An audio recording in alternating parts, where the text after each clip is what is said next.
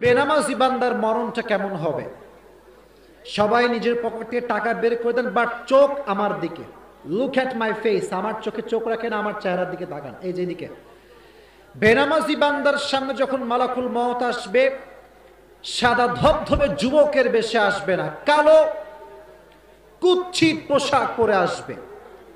হাদিসে এসেছে তার পা থাকবে জমিনে, আর আকাশে থাকবে মাথা, বিশাল বড় উঁচু দেহ থাকবে তার। বেনামাজ যখন মালাকুল মওতকে দেখবে, ফাকাশাফনা আনকা গিতাআক ফাবসারুকা আল-ইয়াওমা হাদীদ, তার এই চোখটা একদম সোজা উপরের দিকে উঠে যাবে।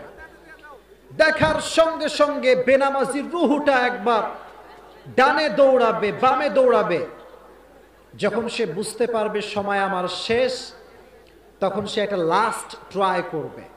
শৈলাটের ভাইরা, কি ট্রাই? এই তো মাশাআল্লাহ, কি ট্রাই? সর্বশেষ চেষ্টা।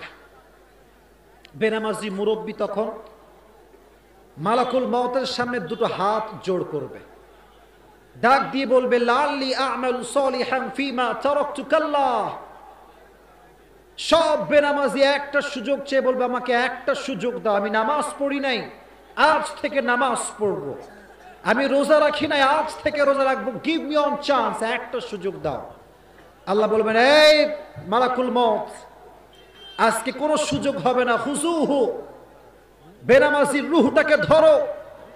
যখন বেনামাজির রুহটাকে ধরা হবে, একটা জীবিত ছাগলকে যাবেহ না করে তার চামড়া টেনে হিচড়ে ছিঁড়লে যে পরিমাণ কষ্ট হয়, তার চাইতে কমসে কম 70 গুণ বেশি কষ্ট দিয়ে বেনামাজির রুহটাকে কবজ করা হবে। জোরে বলেন নাউজুবিল্লাহ।